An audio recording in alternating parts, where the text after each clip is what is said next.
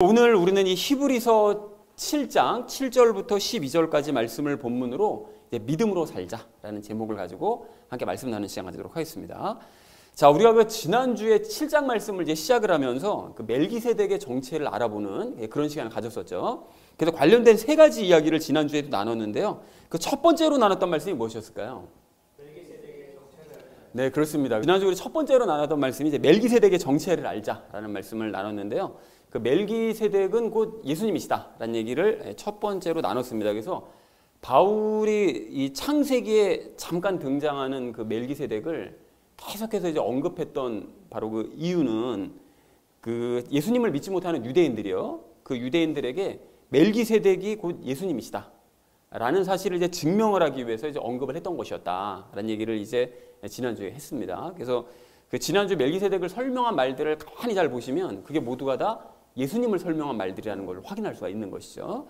그래서 멜기세덱은 곧 예수님이시구나 라는 사실을 우리가 확인할 수가 있는데, 또 이제 멜기세덱이 예수님이시라는 걸 증명하는 것이 요한복음 8장 말씀을 봐도 예수님이 곧 멜기세덱이시구나 라는 사실을 이제 확인할 수가 있다고 이제 지난주에 말씀을 드렸습니다. 자, 그런가 하면 우리 두 번째로 나눴던 말씀이 무엇이었을까요? 네, 그렇습니다. 그 지난주 그 말씀을 보면 그 멜기세덱의 여러 가지 특징에 대해서 얘기를 하고 있는데, 그 중에서 우리가 주목했던 것이 3장 마지막에 있는 항상 제사장으로 있다라는 그 부분에 대해서 우리가 주목을 했습니다. 자, 그래서 그 아브라함은 신앙적인 그 모든 것들을 다 그 멜기세덱에게 이제 배웠을 것이라는 것을 우리가 추정을 했죠. 그걸 어떻게 하는 걸 알 수가 있는가 하면, 아브라함이 지난주에 왜 11조를 멜기세덱에게 바쳤다는 얘기를 굉장히 많이 했었잖아요. 그러면 아브라함이 그 11조를 멜기세덱에게 왜 바쳤겠느냐는 거예요. 11조의 개념이 뭔지, 그 11조를 누구에게 왜 바쳐야 되는지 그걸 만약에 몰랐다면 아브라함이 멜기세덱에게 바쳤을 이유가 전혀 없었겠죠. 그럼 그걸 어떻게 알게 되었느냐?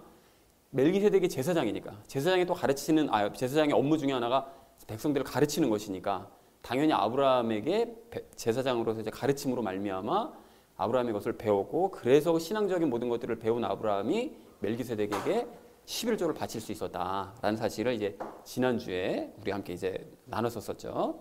자, 그리고 그 아브라함이 그렇게 이후로 또 하나님의 그 언약이 얼마나 이제 중요한 것인가라는 것을 이제 알게 된 것도 역시 멜기세덱에게 배워서 알게 될 것이라는 것을 확인을 했는데, 그러면은 멜기세덱은 그렇게 아브라함만 가르쳤겠느냐? 그것이 아니고 성경에 기록되지 않은 다른 시대, 다른 세대의 사람들도 멜기세덱이 가르쳤을 것이라는 것을 충분히 추정해 볼 수 있다고 그랬습니다. 왜 그렇다고 그러죠? 멜기세덱은 항상 존재하는 제사장이니까요. 그래서 우리가 그 이야기를 두 번째로 함께 나눴습니다. 자, 그래서 마지막 세 번째로 나눴던 말씀이 무엇이었을까요?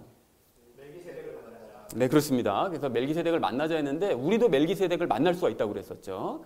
그 예수님께서는 2000년 전에 이 땅에 오시기 전에, 그 전에는 멜기세덱이라는 이름으로 각 시대 각 지역을 다니면서 제사장으로서 사람들을 가르치셨고, 그리고 그때 당시에 가르치실 때 유대에서는 인간 제사장, 레위지파 제사장이 이렇게 유대인들만 가르쳤던 것이었죠. 나머지 지역은 멜기세덱이 책임지고 있었던 것이었고, 2000년 전에 왔었을 때는 예수님께서 직접 이제 멜기세덱이라는 이름을 버리고 예수님으로서 사람들을 직접 가르치셨고요. 그리고 승천하신 이후로는 사도들을 통해서 가르치셨고요.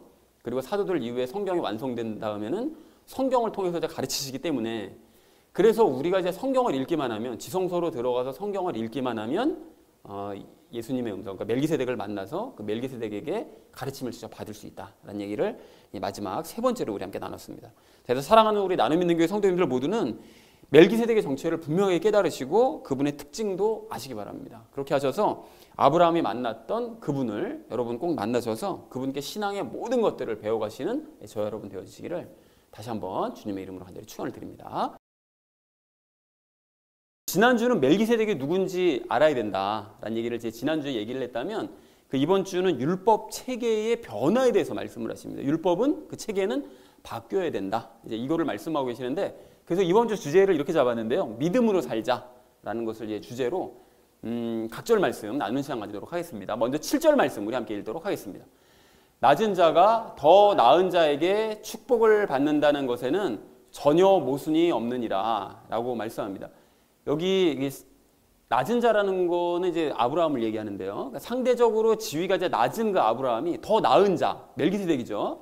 그 지위가 높은 멜기세덱의 축복을 받는 것은 아무런 문제가 없다는 거예요. 왜냐하면 높은 사람이 지위가 낮은 사람을 축복하는 법이니까요. 그래서 그거는 전혀 문제가 없다. 그래서 즉 멜기세덱은 결국 그 예수님이시죠. 그분은 아브라함보다 높은 분이다라는 것을 지난주에 이어서 다시 한번 강조를 하고 있습니다. 이걸 왜 멜기세덱이 더 높다는 걸 왜 강조하고 있느냐?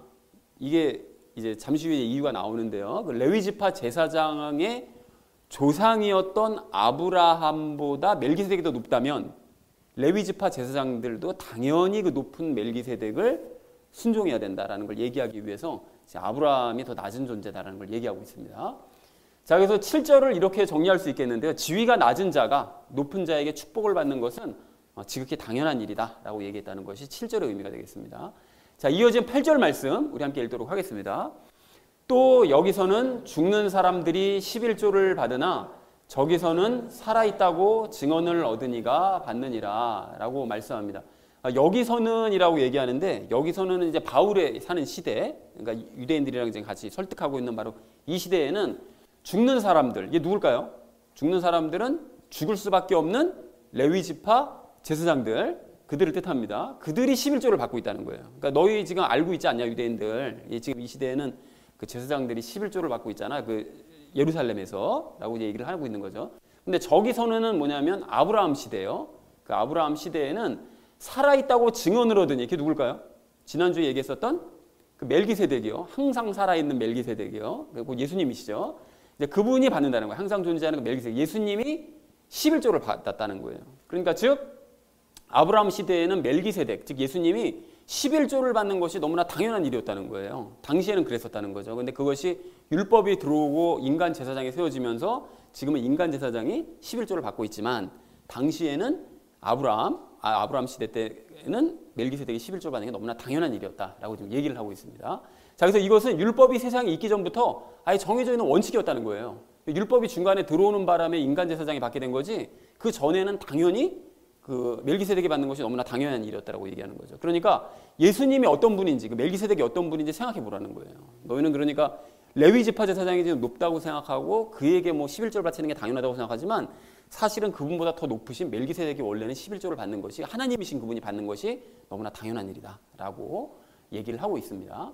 그래서 8절을 이렇게 정리할 수 있겠는데요. 지금 시대에는 레위 지파 제사장들이 11조를 받고 있지만 아브라함 시대에는 항상 제사장으로 존재하는 그 멜기세덱이 받았다라는 것이 8절의 의미가 되겠습니다. 자, 이어진 9절 말씀 우리 함께 읽도록 하겠습니다. 또 나는 11조를 받는 레위도 아브라함 안에서 11조를 바쳤다고 말할 수 있나니 라고 얘기합니다. 그 멜기세덱이 아브라함보다 높은 존재인데 그 아브라함 안에서 그 아브라함보다 낮은 존재인 레위지파 그 제사장들도 그 멜기세덱에게 예전에 그 11조를 바쳤었다고 지금 얘기를 하고 있습니다. 그래서 아브라함 시대는 이제 지나갔기 때문에 바울이 지금 얘기했잖아요. 아브라함 시대 때는 멜기세덱이 받는 게 당연하다고 그랬지만 아브라함 시대는 지나갔기 때문에 이제 율법에 따라서 11조를 받는 레위지파 제사장들이 더 높은 거 아니냐. 지금 시대니까 라고 얘기를 할 수 있는데 그렇지 않다는 거예요. 왜냐하면 여전히 예수님께서 가장 높으신 분인데 멜기세덱이 가장 높은 존재인데 왜 그러냐. 왜 그러냐면 11조를 받는 레위요. 그러니까 레위지파 제사장을 얘기하는 것이죠. 그 레위지파 제사장도 아브라함 안에서 11조를 이미 바쳤었다는 거예요. 멜기세덱에게. 뭔 소리냐. 레위지파 제사장들도 아브라함과 함께 멜기세덱에게 11조를 이제 바쳤는데 그 이유가 이제 10절에서 이야기를 하고 있습니다. 왜냐하면 아브라함이 레위지파를 배 안에 가지고 있었을 때, 그러니까 아직 낳기 전에요. 그때 아브라함이 바칠 때 레위지파도 자기도 그냥 바친 셈이 됐다는 거예요. 그러니까 아브라함이 바쳤으니까 후손으로 태어날 레위지파도 같이 바치는 셈이 되었다. 그 얘기를 하고 있습니다. 자, 그래서 9절 말씀을 이렇게 정리할 수 있겠는데요. 11조를 받는 레위지파 제사장도 아브라함과 함께 멜기세덱에게 11조를 바쳤다고 말을 할 수 있다. 왜 그러냐? 이어진 10절에서 얘기하고 있습니다. 10절 말씀 우리 함께 읽도록 하겠습니다. 멜기세덱이 아브라함을 만났을 때에 레위는 이미 자기 조상의 허리에 있었느니라 라고 말씀합니다. 자, 그래서 레위가 자기 조상의 허리에 있었대요. 그러니까 레위 지파는 아브라함 안에 있었기 때문에 아직 태어나기 전이었던 거죠. 그 안에 있었기 때문에 아브라함이 11조를 드릴 때 레위 지파도 아브라함과 함께 11조를 드린 셈이 됐다는 거예요. 그러니까 그 아브라함이 드리면서 그 나머지 아브라함 밑으로 태어날 후손들도 다 그들과 함께 복종하면서 멜기세덱에게 바친 그런 셈이 되는 것이다라고 바울이 이제 설명을 하고 있습니다. 자, 그러니까 레위 지파 제사장들 역시 어떻게 해야 된다고요? 아브라함이 그랬던 것처럼 예수님께 순종해야 마땅한 것이다 라는 걸 얘기하고 싶은 것이죠. 그러니까 너희보다 높은 존재인 그 우리의 유대인들의 최고 먼저 조상이었던 아브라함이 멜기세덱에게 순종했다면 그 이하에 태어난 후손들, 아브라함의 길을 따라간다고 얘기하는 그 후손들은 당연히 아브라함이 그랬던 것처럼 예수님 멜기세덱에게 순종을 해야 되는 것이다 라는 것을 지금 바울이 이야기를 하고 싶은 것이죠. 그래서 계속 아브라함보다 높은 존재인 멜기세덱에게 아브라함에게 순종했다 이 얘기를 계속 하는 거예요. 11조도 바치고 순종도 하고 이런 이유가 그러니까 너희도 그렇게 해야 된다라는 걸 얘기하고 싶은 것이죠. 자, 그래서 10절의 전체 의미를 이렇게 정리할 수 있겠는데요. 멜기세덱이 아브라함을 만났을 때에 레위 지파는 아브라함의 뱃속에 있었다라는 것이, 그러니까 아브라함을 따라서 제사장들은 마땅히 예수님께 순종을 해야 마땅한 것이다 라고 얘기했다는 것이 10절의 의미가 되겠습니다. 자, 이어진 11절 말씀 우리 함께 읽도록 하겠습니다. 그러므로 만일 레위의 제사장 체계를 통해 완전함이 있을 수 있었으면 백성이 그의 제사장 체계하에서 율법을 받았느니라. 아론의 계통에 따라 부르심을 받지 아니하고 멜기세덱의 계통을 따르는 다른 제사장이 일어날 필요가 또 있었겠느냐라고 얘기하는데요. 말도 긴데 뜻도 약간은 좀 어렵습니다. 그런데 전적인 의미를 이제 뭐 어렵지 않은데 하나씩 이제 보면요. 그 레위의 제사장 체계를 통해서 완전함이 만약에 있었다면, 그러니까 완전한 사람이 나왔다면 이런 뜻인데, 레위의 제사장 체계라는 것이 무엇이냐? 그게 바로 간단하게 정리하면 이거죠. 레위 지파 제사장들은 율법에 따라 제사를 드렸죠. 그리고 율법을 가르쳤어요. 그러니까 율법을 중심으로 그렇게 레위 지파 제사장들은 그 율법에 따라서 행동하고 그 행동한 것을 백성들에게 가르치고, 이게 이제 레위 제사장 체계인 거죠. 레위 제사장 그게 중심이 돼서 율법을 중심으로 행하고 가르치는 요런 체계, 요런 체계를 가지고 있었었는데, 유대인들에게 이제 요런 시대를 가지고 있었었는데, 그렇게 했었을 때 율법을 완전하게 지키는 사람이 만약에 나타났다, 한 명이라도 나타났다면, 그러면 율법이 아주 좋은 거죠. 그러면 율법을 계속 가르치고 율법대로 행하는 것이 이제 옳다라고 생각할 수 있었을 텐데, 그러면서 이제 부연 설명을 합니다. 백성들이 그의 제사장 체계에서 율법을 받았대요. 그러니까 백성들은 레위 지파 제사장들이 가르치는 율법을 받아들이면서 배웠다는 것이죠. 그런데 그렇게 받아들이고 배웠는데, 그런데 완전한 사람이 나왔느냐? 한 명도 나타나지 않았다는 거예요. 그 율법을 제대로 완전하게 지키는 사람은 단 한 명도 나타나지 않았다라고 이제 얘기를 하고 있죠. 자, 그래서 예수님 얘기를 이제 합니다. 그렇게 나타나지 않았으므로 아론의 계통에 따라, 그러니까 레위 지파 대제사장이었던 아론의 계통에 따라서 예수님이 부르심을 받지 않았다는 거예요. 뭔 소리냐? 만약 율법으로 완전해질 수 있다면, 사람이 완전해질 수 있다면 예수님께서는 레위 지파 제사장으로 태어났다는 거예요. 태어났을 거라는 거예요. 그죠? 왜냐하면 율법으로 한 명이라도 완전한 사람이 나타날 수 있다면 계속 그걸 가르쳐서 완전한 사람을 세우기 위해서 레위 지파 제사장으로 오셨을 텐데, 그렇게 되지 않으니까 레위 지파 제사장을 따라서 나타나질 않으셨다는 거죠. 이 땅에 오시지 않으셨다, 이런 뜻입니다. 레위 지파 제사장으로 오시지 않으시고 멜기세덱의 계통을 따르는 다른 제사장이 나타날 필요가 있어요. 이게 의문문으로 얘기하고 있는데, 율법으로는 완전해질 수 없으므로, 사람이 완전해질 수 없기 때문에 예수님께서는 레위 지파 제사장이 아닌 그들이 세상에 존재하기 이전부터 존재했었던 멜기세덱의 계통을 따르는 제사장으로 오셨다는 얘기예요. 그러니까 멜기세덱의 계통을 따르는 그 다른 제사장, 그러니까 예수님, 그 예수님이 그 올 필요가 있었겠느냐? 만약에 완전한 사람이 있었다면. 그런데 완전한 사람이 없었기 때문에 멜기세덱의 계통을 따르는 제사장으로 예수님은 오신 것이다 라고 얘기하고 있습니다. 무슨 내용인지 이해를 하셨죠? 네. 자, 그래서 그렇게 오셔서 예수님께서는 행위로는 너희가 절대 완전해질 수 없다. 율법을 지킨 행위로는 절대로 완전해질 수 없고, 아브라함처럼 오직 믿어야만 너희가 완전해질 수 있다는 것을 계속 가르치신 거죠. 그러니까 원래의 상태로 복귀시킨 거예요. 그러니까 율법이 이 세상에 들어오기 이전의 상태, 그러니까 아브라함처럼 믿음으로 구원받는 바로 그런 상태로 이 모든 백성들을 이끄셨다라는 것이 이 7절의 내용 되겠습니다.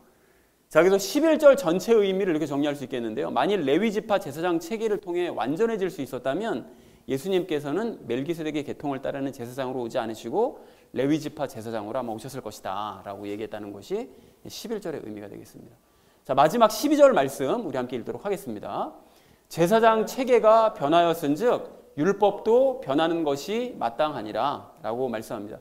제사장 체계가 변했다는 거예요. 그러니까 바울이 이제 선포하는 것이, 구약시대 너희 그 유대인들은 구약시대 그 제사장 체계가 계속 이어지고 있다고 생각하지만 그렇지 않다는 거예요. 하나님께서 바꿔버리셨다는 거죠. 그래서 하나님께서는 레위 지파 제사장 체계를 폐해버리셨다는 거예요. 예수님께서 오신 이후로 그걸 더 이상 인정하지 않으시고 없애버리셨다라고 얘기를 하는 거죠. 그리고 멜기세덱 계통을 따르는 제사장 체계로 바꿔버리셨다는 거예요. 과거로 아브라함 시대 때 그 믿었던 바로 그 체계로 다시 돌아가 버리셨다는 거예요. 자, 그래서 그렇게 하신 이유가 있는데 레위지파 제사장들은 이미 예수님께 11조를 바쳤죠. 아브라함이 드릴 때 같이 바친 셈이 됐다고 그랬잖아요.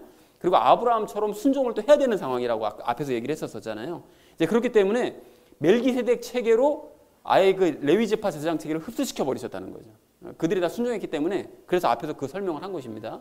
그러니까 레위지파 제사장 체계는 멜기세덱 제사장 체계로 흡수되어야 마땅하다라고 지금 얘기를 하고 있고, 또 하나 이유가 없애버리신 이유가 신구약 중간기 때예요. 예수님께서 오시기 바로 전에 구약시대 마지막 부분 그 말라기 대언자가 선포한 이유와 예수님께서 오시기 바로 전 그 400년 500년 그 사이 기간 동안에 레위지파 대제사장 체계가 엉망이 돼 버렸어요.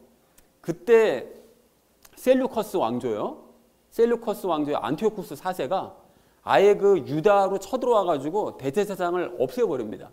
그리고 자기가 지명하는 사람을 대제사장으로 세우는 짓을 해버려요. 그러면은 사실은 그 대제사장은 하나님께서 세우시는 사람이 이어서 가야 되는 건데 그거를 폐해버리고 아무 사람이나 대제사장으로 세워버리면 그 사람은 대제사장이 아닌 거잖아요. 이미 그때부터 망가졌다는 거죠. 그래서 외부에 힘 있는 자가 와가지고 대제사장을 세웁니다. 그래서 그 전통이 계속 이어져서 로마의 지배를 받는, 예수님이 오셨을 때 그 로마의 지배를 받고 있었잖아요. 로마에게 승인된 사람이 대제사장이 됩니다. 그러니까 엉망진창이 돼버린 거예요, 이미. 그러니까 하나님께서는 레위지파 제사장 체계를 없애버리신 거죠. 폐해버리시고 멜기세덱 계통을 따르는 제사장 체계로 이제 바꿔버리신 겁니다. 자, 그러니까 그렇게 변했다는 거예요. 너희가 인정하지 않더라도 변했기 때문에 율법도 변하는 게 마땅하다라고 얘기합니다. 율법이 어떻게 변했다는 거냐? 그렇다면 레위지파 제사장이 아까 전에 율법대로 행했다고 그랬잖아요. 그리고 율법을 가르쳤다고 그랬죠. 그러한 체계는 어떻게 바뀌어야 된다고요? 멜기세덱 제사장은 믿음으로 행하고 그리고 복음을 가르쳤잖아요. 그러니까 그 체계로 바뀌는 것, 변하는 것이 마땅한 일이다 라고 얘기했다는 것이 12절의 내용이 되겠습니다. 여러분 이해가 되셨나요, 이 부분? 네. 자, 그래서 12절을 이렇게 정리할 수 있겠는데요. 제사장 체계가 변했다면 율법 체계도 변화해야 되는 것이 마땅하다라고 얘기했다는 것이 12절의 의미가 되겠습니다. 자, 그래서 오늘 본문 말씀을 전체적으로 이렇게 정리해 볼 수 있겠는데요. 지위가 낮은 사람이 높은 사람에게 축복받는 것은 그건 당연한 일인 거다. 그래서 또한 지금은 레위지파 제사장이 11조를 받고 있긴 하지만 아브라함 시대 때는 멜기세덱이 받았고 그것이 너무나 당연한 일이었다. 자, 그리고 멜기세덱이 아브라함을 만났을 때 레위지파는 아브라함의 뱃속에 있었기 때문에 레위지파 제사장도 아브라함과 함께 11조를 바쳤다고 얘기할 수 있다. 그러니까 앞에서는 당연히 아브라함이 멜기세덱에 순종했었다. 그러니까 너희도 순종해야 된다. 그리고 아브라함이 11조를 바쳤는데 그때 너희도 11조를 바친 셈이 되었다. 그러니까 멜기세덱이 가장 높은 분이고 너희가 마땅히 순종하고 11조를 바쳐야 되는 그런 존재다라는 것을 앞에서 얘기를 하고 있죠. 자, 그리고 11절에 가서 만약 레위지파 제사장 체계하에서 완전한 사람이 나타날 수 있었다면 예수님께서는 멜기세덱 계통의 제사장이 아닌 레위지파 제사장으로 오셨겠지. 그러나 그런 사람이 없었기 때문에 멜기세덱 계통으로 오신 것이다. 그리고 체계는 완전히 바뀌어버렸다 이제. 자, 그래서 이와 같이 제사장 체계가 변했기 때문에 율법 체계도 변해야 되는 것은 너무나 마땅한 일이다. 그러니까 유대인 너희가 그걸 인정해야 된다. 더 이상 레위지파 제사장을 인정하지 말고 예수님을 제사장으로서 인정을 해야 된다라고 얘기했다는 것이 이제 오늘 말씀 내용이 되겠습니다. 자, 그래서 그 오늘 7절서부터 10절 말씀은 지난주와 연결해서 예수님께서 참된 대제사장이심을 이제 설명을 하고 있고요. 그러니까 즉 예수님은 레위지파 제사장보다 높은 분이고 인간 대제사장에게 11조를 받는 대제사장이라는 거예요. 이제 그런 분이라는 거죠. 자, 그러니까 실패한 레위지파 제사장 체계는 이제 예수님 제사장 체계로 흡수되었기 때문에 완전히 이제 변했기 때문에 레위지파 제사장 체계를 더 이상 인정하지 말아야 된다는 거예요. 유대인들 너희들은. 자, 그래서 11절, 12절에서 이제 결론을 얘기하는데 예수님께서 참된 대제사장이 맞다면 레위지파 제사장들의 행동 기준이 됐던 그 율법이요. 그리고 백성들을 가르쳤던 그 율법을 이제는 멜기세덱의 계통을 따르는 제사장 예수님의 행동의 기준이 됐던 그 믿음, 그리고 또 백성들을 가르쳤던 그 복음으로 이제 바뀌어야 된다. 율법은 믿음과 그 복음으로 이제 바뀌어야 된다. 그것을 그렇게 해야 돼야 마땅하다라고 얘기했다는 것이 오늘 본문 말씀 전체의 내용이 되겠습니다. 말씀이 조금 어렵죠. 설명도 좀 어렵고. 자, 그래서 우리가 이제 적용 시간에 두 가지 내용을 나눌 건데 첫 번째는 율법의 목적에 대해서 함께 이야기를 나누겠고요. 두 번째는 믿음으로 사는 삶에 대해서 함께 말씀을 나누도록 하겠습니다. 자, 그래서 오늘의 결론이요.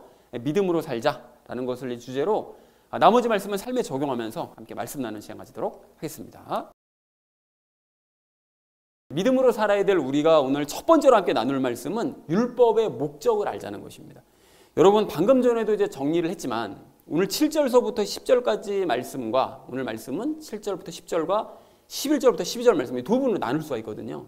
그래서 그 앞의 내용 7절서부터 10절까지 말씀은 그 멜기세덱이 아브라함보다 높은 분이고 레위 지파 제사장보다 높은 분이 멜기세덱이다. 이 내용을 얘기하고 있고요. 그리고 11절서부터 그 12절 내용은 하나님께서는 레위 지파 제사장 체계를 폐해버리셨다. 폐해버리시고 이제는 멜기세덱 계통의 제사장 체계로 원상복귀를 시키신 것이다. 바꾸셨다라는 얘기가 뒤의 내용입니다. 그리고 11절 말씀을 여러분 이제 좀 보시면 좀 더 구체적으로 그런 체계를 원상복귀, 그러니까 율법 체계가 아닌 아브라함이 그 믿었던 체계, 그 원래대로 돌아갈 수밖에 없었던 이유에 대해 얘기하시는데 레위 지파 제사장이 백성들을 가리켰을 때, 율법을 가리켰을 때 정말 율법을 완전하게 행하는 사람들이 나타날 수만 있었다면 그러면 그 체계로 계속 갔겠죠. 그런데 그 멜기세덱 계통의 예수님, 그 제사장 예수님이 오실 필요가 이제 없었겠지만 그렇지만 율법을 완전하게 행하는 것은 이제 불가능한 일이라는 게 증명이 됐기 때문에 그래서 아브라함 시대의 그 멜기세덱이요, 그 예수님이요, 그 제사장 체계로 하나님께서 다시 복귀를 시켜버리신 것이다 라고 설명을 하고 있습니다. 내용들이 이해가 되시죠? 바로 그 내용입니다. 그래서 그러면 이렇게 이스라엘 백성들이 도저히 행하지 못했던 거 율법 체계예요. 그 율법 체계에 대해서 우리가 좀 이야기를 이 시간에 좀 나눴으면 좋겠는데요. 여러분 그 로마서 그 7장에서 말씀을 하시는 것처럼 율법은 행하려고 노력하면 노력할수록 더 행할 수가 없습니다. 그것이 율법의 본질이에요. 그것이 또 율법의 첫 번째 역할입니다. 아무리 행하려고 노력해봤자 도저히 안 된다. 이게 죄 때문에 도저히 안 된다. 죄만 더 드러내버리는 이게 율법의 첫 번째 역할인 거예요. 근데 그럼에도 불구하고 그래도 우리가 지켜봐야지. 그래서 막 노력하고 노력하면 결국 깨닫는 것이 뭐냐. 이건 도저히 지키는 것이 불가능하구나. 결국 포기할 수밖에 없구나. 이거를 이제 깨닫게 될 수밖에 없다라는 것이 이제 율법의 이제 첫 번째 역할인 거예요. 근데 거기서 끝나는 것이 아니라 근데 율법을 안 지키면 어떻게 되죠? 결국 죽잖아요. 그러니까 우리는 이걸 지켜보려고 노력해도 안 되는데 또 지키긴 해야 되겠고 그러니까 결국은 우리에게 무엇이 필요하다고요? 구원자가 필요한 거죠. 우리를 이 상황에서 구원해줄 구원자가 이제 필요함을 절실하게 느끼게 되는데 그래서 예수님을 바라보게 만드는 것이 율법의 두 번째 역할입니다. 그것이. 자, 그래서 율법에 대해서 간단하게 정리를 해보자면 뭐냐면 율법은 우리로 하여금 죄를 깨닫게 한다. 지키려고 노력하면 노력할수록 죄만 깨닫게 된다. 이게 율법의 첫 번째 역할이고 그래서 우리를 구원해 주실 구원자가 필요하다. 이렇게 율법의 그 역할을 두 가지로 정리를 해볼 수가 있겠습니다. 그것이 오늘 또 본문 말씀의 내용이기도 한 거예요. 그죠? 생각해보면 해봤자 이게 안 되기 때문에 11절에서 그 얘기를 하고 있잖아요. 해봤자 안 되기 때문에 결국 우리에게 구원자가 필요하다. 이 얘기를 하고 있는 것이죠. 자, 그럼 질문이 생기는데 그럼 하나님께서는 처음부터 이거 율법 안 주시면 되지. 그렇잖아요. 율법을 안 주시고 그냥 바로 예수님 그냥 딱 주셔가지고 예수님 믿게 만들었으면 되지. 왜 굳이 율법을 주셔가지고 이렇게 얘기를 복잡하게 만들고 막 그냥 역사를 힘들게 만들고 왜 이렇게 하셨냐는 거예요. 여러분 이유가 있는데요. 왜 그러셨죠? 이스라엘 백성들이 율법을 먼저 원했기 때문에 주신 거예요. 그랬었나? 싶을 수 있는데 그랬습니다. 여러분 그 출애굽기 19장을 제가 종종 얘기하는데 굉장히 그 획기적인 사건이 있어서 출애굽기 19장에 무슨 사건이 있었다고 그러죠? 하나님께서 시내산에 강림하신 사건이 출애굽기 19장에 기록되어 있잖아요.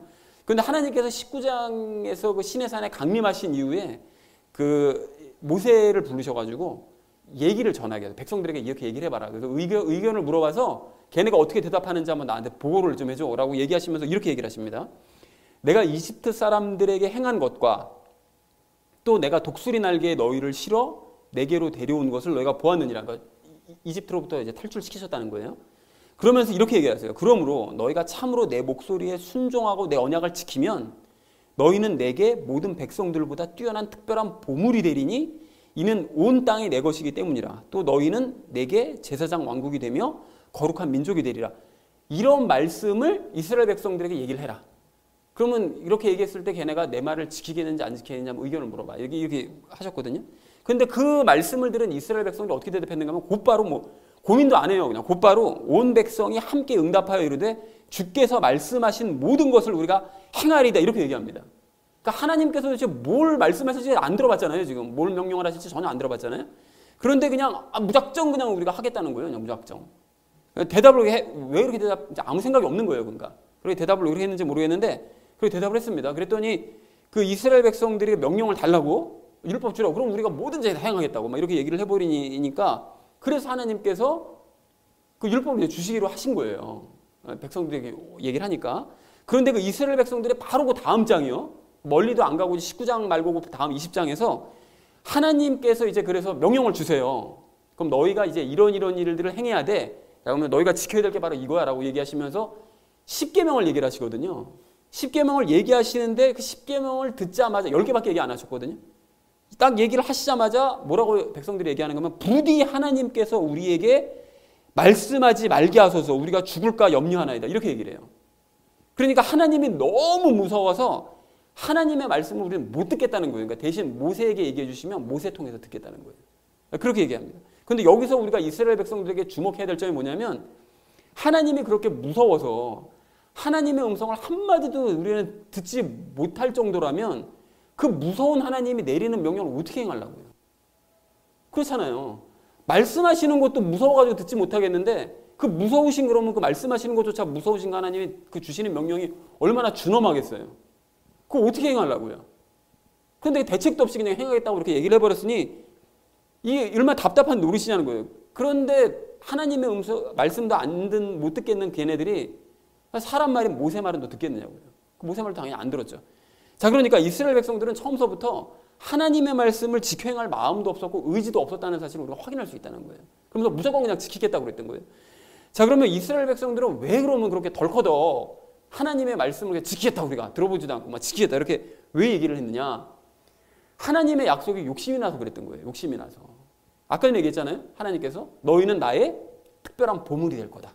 내 말을 지키기만 하면 보물이 될 거다. 그리고 온 땅을 다스리는 하나님께서 너희를 제사장 나라로 삼으실 거다. 뭐 이렇게 말씀하시잖아요. 좋은 얘기는 다 하셨죠. 그러니까 무슨 생각했을까요?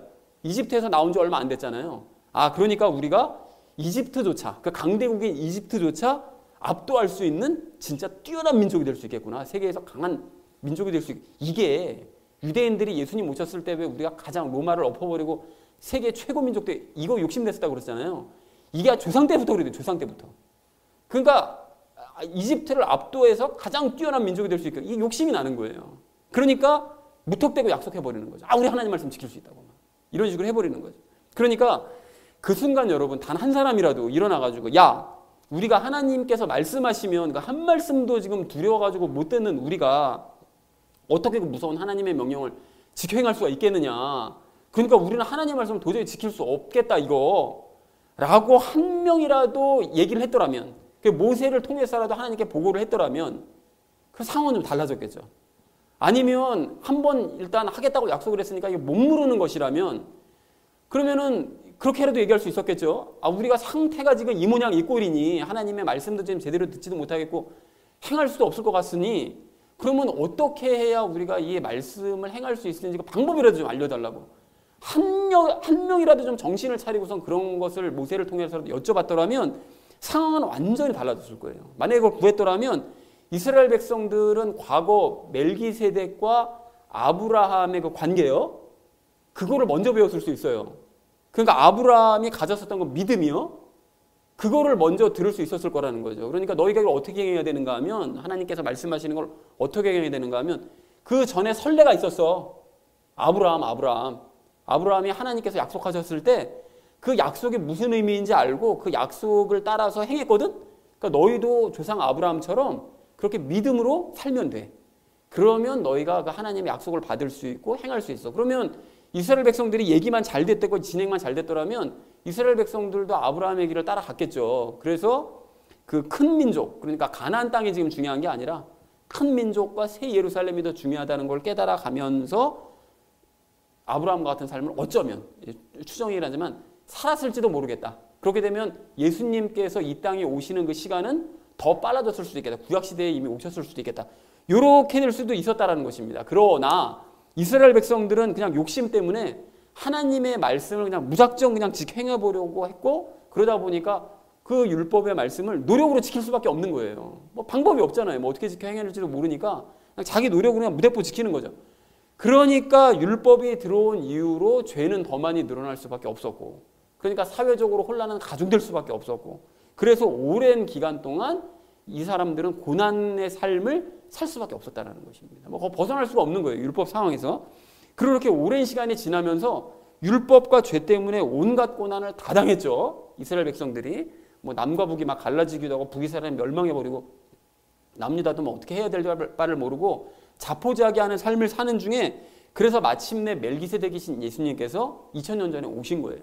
유대사회로 오셔가지고 노력으로는 절대로 율법직 행할 수 없다. 너희가 그리고 구원도 받을 수 없다.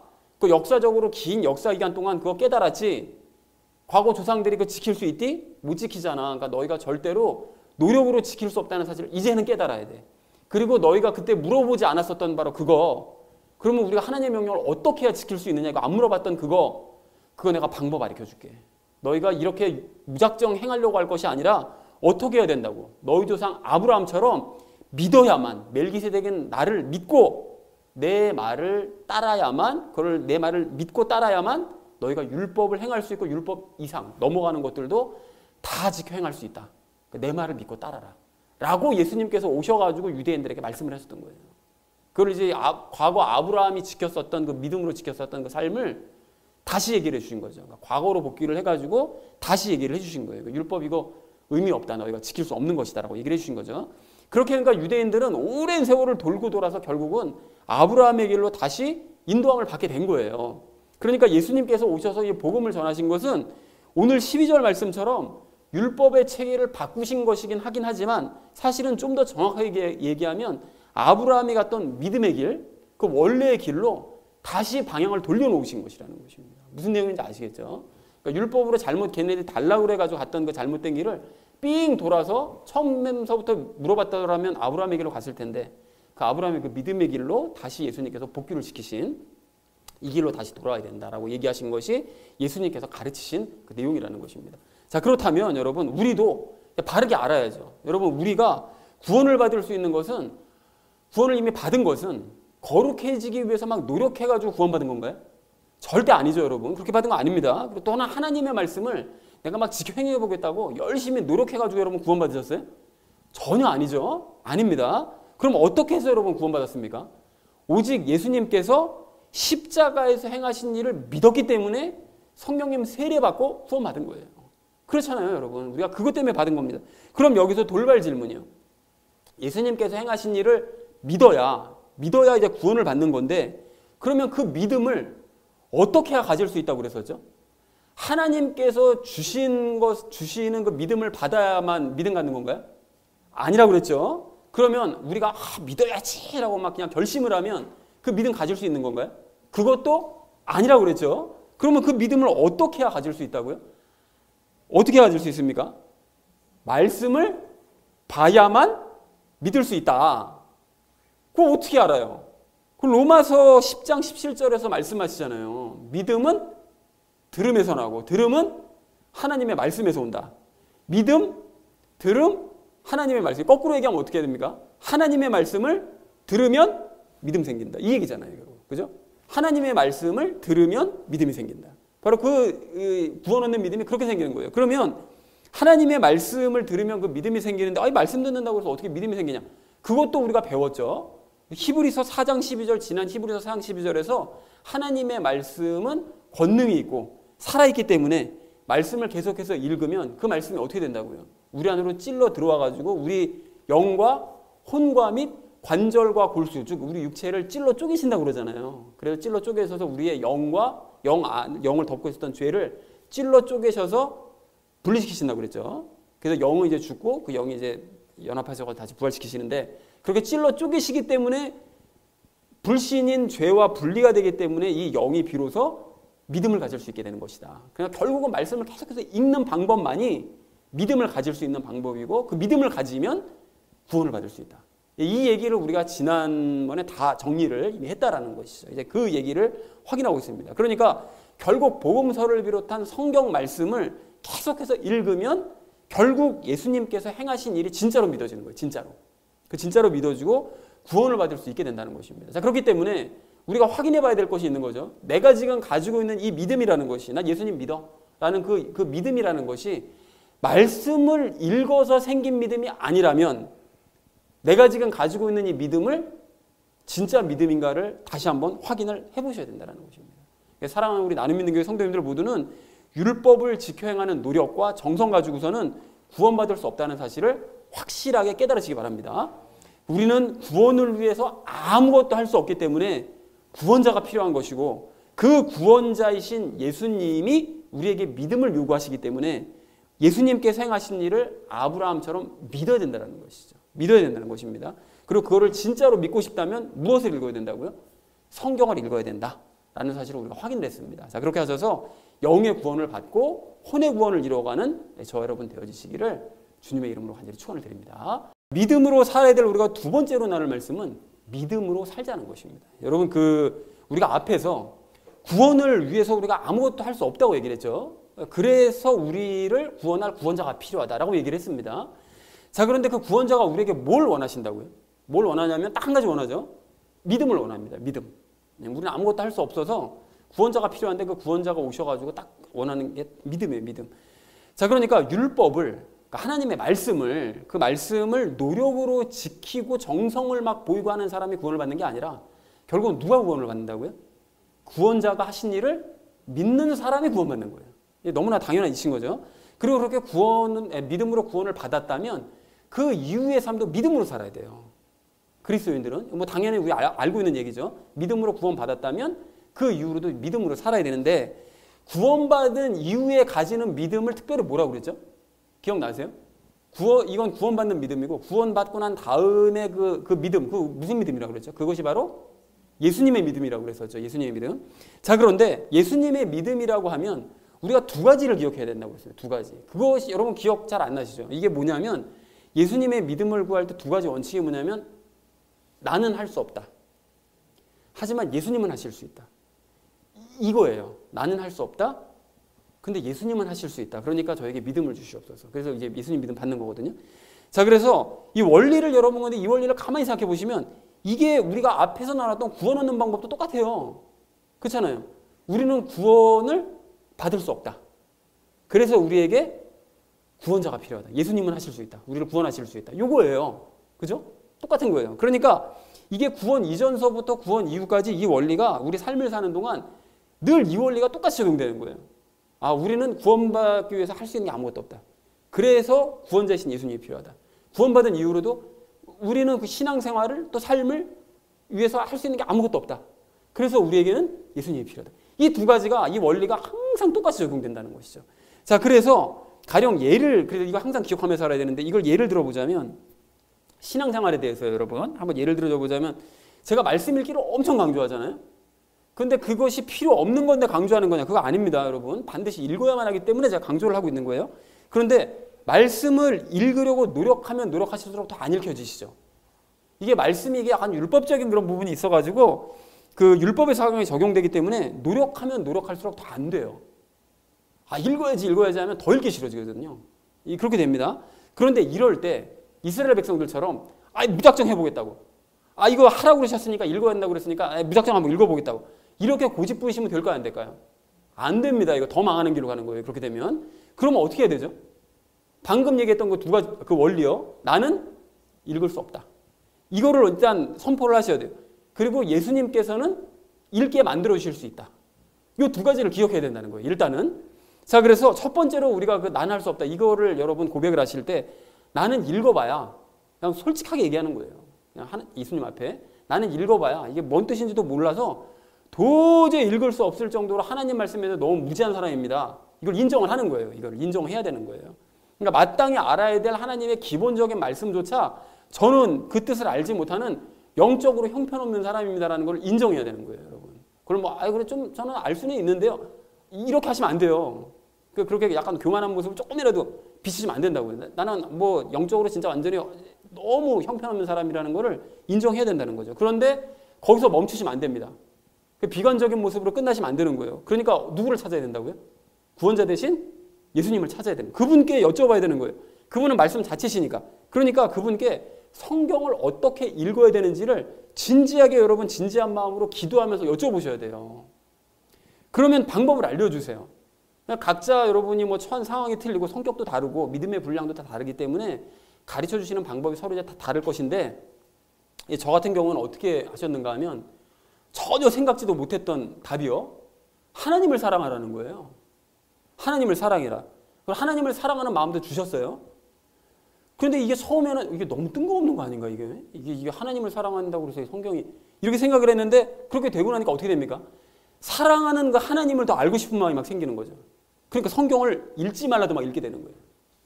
아, 내가 하나님을 사랑하니까 그럼 그 사랑하는 그분이 어떤 분일까? 궁금해지는 거죠. 그러니까 성경을 막 읽게 되는 거예요. 막 탐독하게 되는 거예요. 그러니까 이런 방법을 알려주시고 이끌어 주신다는 거예요. 그래서 여러분 성경은 영이 먹어야만 하는 밥이기 때문에 그 밥이기 때문에 여러분 반드시 성경을 읽으셔야 되는 게 맞아요. 여러분 성경을 안 읽잖아요. 여러분이 구원을 받았다는 가정하에 성경을 안 읽으시잖아요. 그러면 밥을 안 먹는 거나 똑같은 거거든요. 여러분 이제 밥 안 먹고 오늘 아침에 식사하고 오셨죠. 식사 안 하고 오신 분도 계시겠는데 점심 여러분 이런 상태도 안 드시고 저녁은 안 드세요. 하루를 다 굶었어. 그럼 육체가 어떻게 됩니까? 아무 힘이 없죠. 세상 만사가 다 귀찮아지잖아요. 그냥 누워만 있고 싶잖아요. 영이 딱 그렇다니까요. 아무것도 하기 싫어요. 그냥 만판 그냥 퍼져가지고 그냥 늘어져 있고만 싶습니다. 영이 그렇다고요. 성경을 안 먹으면 그렇게 될 수밖에 없어요. 똑같은 원리인 거예요. 자, 그래서 말씀을 먹긴 먹어야 되는데 하나님께서 그 주신 그 좋은 말씀을 그 정말 너무나 유익한 그 말씀을 그냥 매번 의무감으로 억지로 그냥 마지못해서 죽기 싫으니까 꾸역꾸역 여러분 먹으려고 하지 마시고요. 내가 병 들어가지고 지금 먹고 싶어도 먹지 못합니다라는 걸 여러분 고백하세요. 나 먹고 싶어도 먹지 못합니다. 여러분 고백하시고 그러니까 예수님께 진지한 마음으로 어떻게 읽어야 될지를 한번 여쭤보시라고요. 그러면 저는 하나님을 사랑해라라는 답을 주셨지만 여러분은 또 다른 답을 주실 수도 있거든요. 같은 답을 주실 수도 있어요. 그럼 어떻게든 답을 주시면 그 답 때문에 그것이 원동력이 되어서 하나님의 말씀을 막 읽게 되는 그런 역사가 반드시 일어나게 된다는 것입니다. 그렇게 예수님께서 알려주시는 방법에 따라서 말씀을 먹으시고 그렇게 해서 더 큰 믿음을 가지고 신앙생활을 바르게 하시는 저와 여러분 되시기를 간절한 마음으로 소망합니다. 자, 그런가 하면 또 다른 예로요. 우리는 성경 말씀을 읽기도 해야 되지만 그 읽은 성경 말씀대로 살아내야 돼요. 사실 이게 더 중요한 거거든요. 읽는 것도 중요한데 결국 우리가 최종적인 목적지는 성경 말씀대로 살아내는 게 목적이에요. 그런데 여러분 말씀은 읽기도 힘들지만 성경 말씀대로 살아내기는 더더욱 힘들어요. 해보신 분은 알겠지만 이게 도저히 살아내지지가 않습니다. 그래서 제가 이게 시험 들었던 것이거든요. 한동안. 성경 말씀대로 살아내야 되는데 이놈의 죄 때문에 이게 안 되는 거예요. 이게. 그런데 책 같은 거를 신앙서적으로 보면 된다는 거예요. 죄를 뭐 어떻게 하면 된대요. 이해가 안 되는 거예요. 근데 성경 그 신앙서적들이 이게 어떻게 된다는 거예요. 이게 그 과정은 빼놓고 된다는 거예요. 되긴 뭐가 돼. 안 되는 게 맞거든요. 사실은 이게 해봤자 안 됩니다. 그래서 가령 여러분 에베소서 4장 27절 말씀이요. 너희는 화를 내도 죄는 짓지 말며 해가 지도록 진노하지 말고 이렇게 말씀하시는데 하반절 말씀이요. 해가 지도록 진노하지 말아라. 화가 나더라도 해가 질 때 저녁 때쯤 되면 다 풀어라. 이렇게 얘기하시는데 이 간단한 말씀이 여러분 실천이 되시나요? 실천 안 되잖아요. 이것조차 안 된다고요. 다음날 아침에 일어나서까지도 마음이 꽁한 게 이게 우리 아닙니까? 막 열받잖아요. 막 그 생각하면 다음날 아침에 일어나자마자 그 생각하면 이게 우리라고요. 말씀이 실천이 안 돼요. 그러면 어떻게 해야 됩니까? 하나님 말씀이니까 닥치고 우리가 행하겠습니다. 안 되더라도 어떻게 한번 해보겠습니다. 될 때까지 한번 해보겠습니다. 그렇게 하면 어떻게 되죠? 이스라엘 백성들처럼 망하는 거예요. 절대로 안 된다고요, 여러분. 그럼 어떻게 해야 된다고 그랬습니까? 저는 하나님의 말씀을 실천하기는커녕 말씀을 읽지도 듣지도 못하는 인간입니다. 이거를 여러분 인정하셔야 되는 거예요. 그게 접니다. 그러니 하나님의 말씀대로 살고 싶어도 도저히 살아낼 수 없는 아무 희망이 없는 인간이에요. 라는 사실을 진심으로 인정해야 된다는 거죠. 그리고 어떻게 해야 되는 거죠? 구원자 대신 예수님을 바라봐야 되는 거예요. 예수님을. 그래서 예수님께 어떻게 해야 될지 방법을 구해야 됩니다, 여러분. 그렇게 하시면 예수님께서 여러 가지 방법을 주시는데 그 중에 한 예로 여러분 어제 토요일 큐티 말씀 그 이사야서 58장 말씀 보셨어요, 여러분?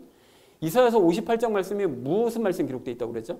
금식에 대한 말씀이 기록되어 있다고 그랬잖아요. 근데 금식에 대한 그 중요한 개념이 기록되어 있지만 더불어서 너무나 가슴 찔리고 반드시 읽어야 될 말씀들이 이사야 58장에 잔뜩 기록되어 있다고요. 그거 보면서 저 어저께 막 그냥 거의 진짜 참 마음이 너무 괴로워가지고 회개하면서 읽었거든요. 근데 여러분 그 말씀을 보시면 깨닫게 하시는 거죠. 뭐를 깨닫게 하십니까? 예배 때는 거룩한 척하지만 실제 삶으로 돌아가면 죄로 충만한 바로 너희의 모습. 이중적인 삶의 모습. 그 너의 모습을 찌르시죠. 확 찔리는 거예요. 그리고 내 손에 있는 것을 놓지 않고 끝까지 집착하고 있는 나의 모습을 찌르시는 거예요. 회개하게 하시는 거죠. 그리고 또한 남을 위해서 결론적으로 그러니까 너희가 그 모든 것을 다 놓고 그리고 죄로 가득한 삶을 너희가 이제 포기하고 그리고 남을 위해서 살아야 된다. 남을 위해서.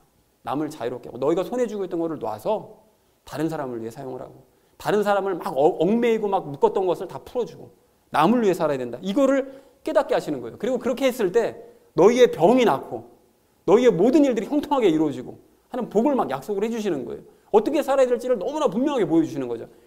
그렇게 되면 그런 말씀들을 이제 읽게 되잖아요. 이건 한 예를 든 겁니다. 이사야서 58장 같은 그런 비슷한 종류의 말씀을 읽게 하셔서 그렇게 되면 놀랍게도 상대방이 너무 미웠잖아요. 그래가지고 막 그 진노의 마음을 품고 있던 바로 그 마음이 확 풀리면서 상대방의 입장에서 생각하게 되는 거예요. 상대방의 입장에서.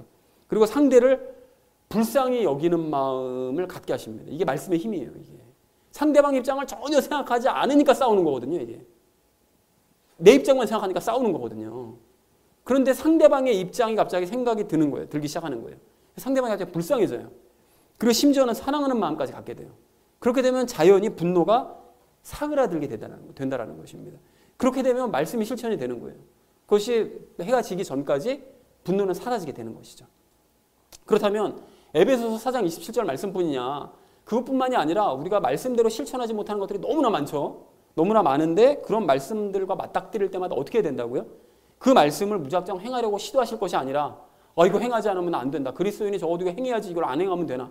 이렇게 하실 것이 아니라 일단은 나는 할 수 없다. 해보려고 그래도 이거 또 실패할 거예요. 이거를 예수님께 먼저 말씀을 드리는 거예요. 해봤자 이제까지 해보니까 안 되더라고요. 예수님 잘 안 됩니다. 안 되는 인간이에요. 근데 여기서 조심하실 것이 말로만 할 수 없습니다. 이렇게 하실 것이 아니라 정말로 할 수 없다고 하셔야 됩니다. 그런데 거기서 멈추면 안 되는 거죠. 못한다는 것으로 끝낼 것이 아니라 어떻게 행해야 될지를 예수님께 여쭤봐야 된다는 거죠. 그러면 나의 상황을 아시고 나의 성격과 처지를 아시는 우리 예수님께서 나에게 맞는 답을 주실 줄로 믿습니다. 그렇게 나는 할 수 없지만 예수님께서는 하실 수 있음을 믿으셔서 말씀대로 행해가는 저 여러분 되시기를 정말 간절한 마음으로 소망합니다. 자, 그런가 하면 마지막 예로서요. 세상 왕국에서 살아가는 삶도 마찬가지죠. 세상 왕국에서 여러분 살아갈 때 하나님의 왕국에서 말씀 읽고 하나님의 왕국에서 하시는 그 말씀대로 살아가는 삶조차 제대로 행하지 못하는 나라면 세상 왕국에서의 삶은 제대로 살 수 있느냐? 그것도 잘 안 되는 게 맞는 거죠. 여러분 그래서 여러분 어떻게 해야 됩니까? 우리가 그럴 때 세상 왕국에서 살아갈 때 내 뜻대로 안 돼요. 어떻게 된다고요? 나는 도저히 세상 왕국에서 살아갈 힘도 없고 문제를 해결할 능력도 없고 이젠 도저히 버텨낼 재간도 없습니다라는 거를 그것부터 인정을 해야 되는 거죠. 전할 수 없습니다. 세상에서 못 살아가겠어요. 이걸 인정해야 됩니다. 그게 진짜로 여러분 인정이 되어야 예수님 음성을 들을 수 있고 순종도 할 수 있어요. 여러분 준비 다 해놓고 세상 삶을 살아갈 때 내가 어떻게 살아가야지 준비 계획 다 해놓고 난 다음에 예수님 전 할 수 없어요. 거짓말이잖아요. 그럼 예수님께서 말씀 안 해주신다니까요. 해도 못 들어요. 순종도 안 됩니다. 그러니까 정말로 이거저거 방법 다 써보고서 도저히 안 된다. 이거 손에 있는 거 다 놔야 돼요. 다 놔버리고 도저히 저는 해보니까 이거 안 되니까 예수님 저는 이거 안 됩니다. 이거 세상에서 못 살아가겠어요. 이걸 고백하셔야 된다는 거죠. 그리고 두 번째로 예수님을 찾고 예수님께 도움을 요청해야 되는데 그럴 때 여러분 이때 도움을 요청을 잘 하셔야 되는데 이 세상에서 더 이상 저는 제가 계획하는 삶이 아닌 예수님께서 계획해 주신 삶대로 살고 싶어요. 이거를 고백하셔야 돼요. 이거를. 더 이상 제 계획대로 살고 싶지 않습니다. 예수님 계획대로 살게 해주세요. 그런데 여러분 이게 세상에서 계속 치이시잖아요. 세상에서 계속 얻어맞으시잖아요. 그러면 그런 고백이 사실은 저절로 나올 수밖에 없어요. 이런 고백이 안 나오시면 그래도 예수님 제 계획대로 어떻게 해주시면 안 될까요? 이렇게 되면 아직 덜 맞은 거예요. 세상에. 진짜 실컷 두들겨 맞고 나면 그래서 이건 세상에서 살 때가 아니구나. 이런 느낌이 들면 예수님 계획대로 살게 해주세요. 이런 고백이 나올 수밖에 없게 되는 거죠. 그럼 어떻게 되느냐? 저 같은 경우를 예를 들자면 예수님께서 저에게 무슨 마음을 주셨는가 하면 새 예루살렘을 사모하는 마음을 주시더라고요. 거기가 얼마나 좋은 곳인지. 거기서 살게 되면 얼마나 기쁜지 그 마음을 주셨어요. 그리고 제가 영생한다는 사실도 되새겨 주시더라고요. 그렇게 되니까 영원히 살 내가 그리고 새 예루살렘을 보장받은 내가 이 세상 썩어져 없어버릴 요 짧은 이 땅에서의 삶, 뭐 기껏 앞으로 살아봤자 10몇 년 더 살 건데 제가 그 짧은 이 삶을 위해서 살지 말자. 이런 마음을 주시더라고요. 영원히 살 건데, 영원히 좋은 곳에 살 건데 요 짧은 곳에서 그냥 막 복닥복닥 살아가는 그 삶에서 뭐 그냥 아둥바둥 이렇게 하지 말자. 이런 삶이 생각이 들더라고요. 그러니까 이 땅에서 삶을 누리며 살겠다는 삶을 포기를 하고 뭐 누려봤자 그리고 뭐 얼마나 누리겠어요 제가. 뭐 재벌 정도로 뭐 살지 않는 이상 이 세상을 뭐 모든 걸 누려봤자 얼마나 누리겠습니까? 그러니까 그거를 포기하고 이 땅에서는 예수님께서 원하시는 삶을 살면서 예수님께서 하라시는 일을 그 예수님의 일을 하다가 그러다가 나중에 완벽한 조건을 갖춘 저 새 예루살렘에서 이 땅에서 누리지 못했던 거 완벽하게 한번 누리며 살아보자. 그거 잠깐 누리는 거 좀 유예를 시키자. 저쪽으로 좀 밀어두자. 그렇게 살겠다라는 마음이 들더라는 것입니다. 그래서 그런 마음을 가지니까 썩어 없어질 이 땅에서 내가 무엇을 중시하면서 왜 살아야 되는가가 이제 분명하게 깨달아졌고요. 세상 왕국에서 추구했던 이 삶의 목표를 그냥 버리고 예수님께서 원하시는 일들에 열심을 내면서 살게 되더라는 것이죠. 그렇게 되니까 삶의 문제를 이걸 어떻게 해결해야 되지? 막 이걸 고민하는 이런 고민을 하던 그런 삶에서 좀 더 넓은 시각을 가지고 좀 더 높은 차원의 일들을 고민하는 사람으로 바뀌게 되더라고요. 이 땅에서 막 이거 어떻게 하지? 어떻게 하지? 그건 예수님께서 해결해 주실 거니까 그걸 고민할 게 아니라 나는 다른 거 고민하자. 이렇게 되더라는 것입니다. 그래서 그거를 깨달은 바울은 어떻게 하면 예수 일당들을 토벌하며 살 수 있을까? 이걸 고민하던 사람에서 어떻게 하면 전 세계 사람들을 다 예수님 믿는 사람으로 바꿀 수 있을까? 이걸 고민하는 사람으로 바뀌었고요. 베드로 같은 경우에는 어떻게 하면 내가 장관 자리를 얻을 수 있을까? 이걸 고민하던 사람에서 어떻게 하면 내가 유대인들과 이방인들을 한 명이라도 더 예수님 믿는 사람으로 바꿀 수 있을까? 이걸 고민하는 사람으로 바뀌더라고요. 그리고 여기서 제가 감히 저도 잠깐 끼어들자면 어떻게 하면 이걸 깨달은 저도 어떻게 하면 이 세상에서 많은 돈 벌어가지고 편하게 먹고 살 수 있을까? 이걸 고민하던 인간에서 어떻게 하면 복음을 오해하고 있는 사람들에게 복음을 바르게 깨닫게 만들어주고 그들을 변화된 삶을 살게 할 수 있을 것인가? 이거를 고민하는 사람으로 바뀌더라는 것입니다. 그러니까 여러 가지 인생 문제로 고민하고 계시는 여러분도 인생에 이런 극적인 변화가 일어나게 되기를 소망합니다. 여러 가지로 고민하고 계시죠? 그게 여러분 확 다 버리시고 전혀 다른 것을 고민하시는 인생으로 변화되기를 소망합니다. 나는 할 수 없지만 예수님께서는 하실 수 있다는 이 원리를 기억하시고 예수님을 찾는 분에게 예수님께서는 반드시 그 답을 주실 것입니다. 그것이 바로 여러분 각자에게 주시는 비전이요 사명이 될 줄로 믿습니다. 사랑하는 우리 나눔 믿는 교회 성도님들 모두는 구원받기 전이나 구원받기 이후에 똑같이 적용되는 이 삶의 원리를 기억하시기 바랍니다. 난 할 수 없지만 예수님께서는 하실 수 있다. 그렇게 하셔서 신앙생활이나 세상 왕국에서의 이 생활 모두 다 문제를 해결받으시고 예수님의 뜻대로 살아가시는 저 여러분 되어지시기를 주님의 이름으로 간절히 축원을 드립니다. 믿음으로 살자라는 것을 주제로 말씀을 나눴었죠. 처음으로 나눴던 말씀이 율법을 목적으로 살자라는 것을 이제 주제로 말씀을 나눴는데 율법을 지키려고 노력하면 노력할수록 뭐만 드러난다고요? 죄만 드러납니다. 죄만. 그게 율법의 첫 번째 역할이었어요. 자, 그래서 구원자를 우리가 갈망을 하게 되죠. 그러니까 우리를 근데 지키긴 지켜야 되니까. 그래서 구원자를 갈망하게 되는데 하나님께서 이스라엘 백성들에게 이거를 주신 것은 그들이 원했기 때문에 주셨다고 그랬어요. 뭘 주셨다고요? 율법을 그들이 원했기 때문에 이제 주신 것이죠. 자, 그런데 이스라엘 백성들은 하나님의 말씀을 이렇게 했기 때문에 듣지도 못했습니다. 하나님 말씀을 듣자마자 하나님 말씀이 어떠했다고요? 하나님 말씀이 두려워하여 듣지도 못했습니다. 자, 그럼에도 이들이 하나님의 말씀을 행하겠다고 약속을 했던 것은 무엇 때문에 그렇게 약속을 했다고요? 하나님께서 약속하신 약속이 어떻게 됐기 때문에?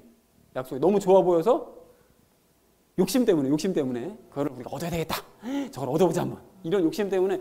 그래서 그 유대인들이 나중에 그러잖아요. 이 말씀을 지켜야만 약속을 받을 수 있다. 이렇게 얘기하잖아요. 그러니까 그 약속의 그 욕심 때문에 얘네들이 막 지키려고 노력했던 거죠.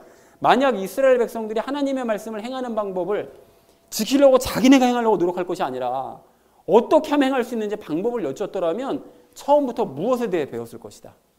처음부터 믿음에 대해서 그들이 아마 배우게 되었을 것이다. 그러나 그러지 않았기 때문에 그들은 어떻게 했다고요? 믿은 게 아니라 율법을 지키기 위해서 노력을 하죠. 그들은 노력을 했습니다. 자, 그리고 오랜 세월 뒤에 결국 예수님께서 오셔서 자, 그러니까 그렇게 노력해가지고 너희가 하나님의 명령이 지켜지디? 안 지켜지지? 지켜줄 수가 없는 거야. 그러니까 너희는 오직 이렇게 해서만 믿음으로만 율법을 지킬 수 있다. 이게 바로 아브라함 너희 조상이 갔던 길이다. 그러니까 이걸 지킬 수 있다는 사실을 가르쳐 준 거죠. 회귀를 한 거죠. 다시 복귀를 한 거죠. 자, 누구의 길로? 방금 얘기했던 아브라함의 길로 원상 복귀를 시키신 거죠. 그 백성들을 전부 다 중간에 율법 시대를 통째로 빼버리고 아브라함의 길로 다시 돌아가자. 이거를 설득을 한 거죠. 예수님께서. 자, 그래서 구원은 오직 무엇으로만 받을 수 있다고요? 믿음으로만 받을 수 있고 그 믿음은 오직 무엇을 읽어야만? 말씀을 읽어야만 생길 수 있다. 너무나 중요한 핵심적인 복음 내용 중에 하나입니다. 그죠? 구원은 믿음으로만 받을 수 있고 그 믿음은 말씀을 읽어야만 진짜 믿음을 얻을 수 있다. 이게 모르는 사람이 너무나 많습니다. 이 윗줄은 아는데 이 밑에 줄은 그냥 그 믿음은 하나님께서 주셔야만 받을 수 있다. 뭐 내가 가지려고만 하면은 가질 수 있다. 뭐 온갖 얘기가 다 나오죠. 근데 하나님의 말씀으로 증명을 했습니다. 12장 로마서 12장 4절인가 7절 말씀. 믿음은 들으면서 나오고 들으면 하나님의 말씀에서 그 말씀을 읽어야만 생길 수 있다. 자, 그래서 두 번째로 우리 나눴던 말씀이 믿음으로 살자고 그랬죠. 구원을 받은 후에도 무엇으로 살아야 된다고요? 믿음으로 살아야 된다. 그리고 그것을 우리는 무슨 믿음이라고 한다? 예수님의 믿음이라고 한다. 근데 예수님의 믿음은 가지려면 두 가지를 기억해야 된다고 그랬었죠. 그것이 무엇이냐? 뭐였죠? 나는 할 수 없으나 예수님은 하실 수 있다. 요거죠. 이걸 기억해야 된다. 이걸 우리 학생부 아이들도 알고 있습니다. 나는 할 수 없다. 예수님은 하실 수 있다. 이거요. 너무나 중요한 원리예요. 너무나 중요한 원리. 그래서 이 원리는 무엇을 받을 때도 적용이 된다고요? 우리가 구원을 받을 때도 이건 적용이 된다. 구원을 받은 이유나 받기 전이나 다 적용되는 원리다. 나는 할 수 없다. 그러나 예수님은 하실 수 있다. 이거죠. 그래서 우리가 첫 번째 예를 들었던 것이 우리가 말씀을 읽을 때요. 말씀을 읽을 수 없다고 뭘 해야 된다고요? 우리가 고백해야 돼. 자백해야 됩니다. 우리가 말씀을 도저히 읽을 수 없습니다. 그리고 말씀을 읽을 수 있는 방법을 누구께 구해야 된다고요? 예수님께 구해야 되는 거죠. 그러면 예수님께서 방법을 가르쳐 주시죠. 하나님을 사랑하게 하시는, 그래서 하나님 사랑하는 하나님을 알기 위해서 말씀을 읽게 되는 이런 역사를 일으켜 주시는 거죠. 두 번째 예를 들은 것이 말씀대로 우리 행할 수 없다고 뭘 해야 된다고요? 똑같이 자백해야 된다. 그리고 그거를 말씀대로 행할 수 없다는 사실을 누구께? 예수님께 구해야 되는 거죠. 그러면 어떻게 하십니까? 사람을 사랑하게 하시는 거죠. 하나님을 사랑하게 하셔서 말씀을 읽게 하시고 사람을 사랑하게 하셔서 말씀대로 살게 하시는 거죠. 자, 그리고 마지막 세 번째 예를 든 것이 세상 삶의 문제를 해결할 수 없다고 나는 어떻게 된다고요? 자백을 해야죠. 나는 도저히 이 세상에서 살아가기가 너무 힘들어요, 예수님. 그리고 문제 해결책을 예수님께 구해야 되는 거죠. 그럼 어떻게 하신다고요? 새 예루살렘을 사랑하게 하시는 거죠. 그러니까 결국은 말씀을 읽기 위해서 하나님 사랑하게, 말씀대로 실천하기 위해서 사람을 사랑하게, 그리고 이 세상의 문제를 해결할 수 없을 때 새 예루살렘을 사랑하게, 그렇게 우리에게 방법을 가르쳐 주심으로써 각각의 문제를 놀랍게 해결해 나가시는 이 예수님의 능력을 체험하셔야 된다는 것입니다. 체험할 수 있습니다. 우리는 체험을 해야 돼요. 말씀의 사람들이니까. 그런 얘기를 우리가 오늘 함께 나눴습니다. 자, 그래서 사랑하는 우리 나눔 믿는 교회 성도님들 모두는 믿음으로만 여러분 구원받으실 수 있고요. 그 믿음은 오직 말씀을 읽어야만 얻을 수 있다는 사실을 깨달으시기 바랍니다. 그리고 구원을 받기 전이나 받은 후나 똑같이 적용되는 원리요. 나는 할 수 없으나 예수님만 하실 수 있다. 이 원리를 여러분 가슴속에 품으셔서 신앙과 삶의 문제 모두를 해결받으며 살아가시는 저 여러분 되어지시기를 주님의 이름으로 간절히 축원을 드립니다.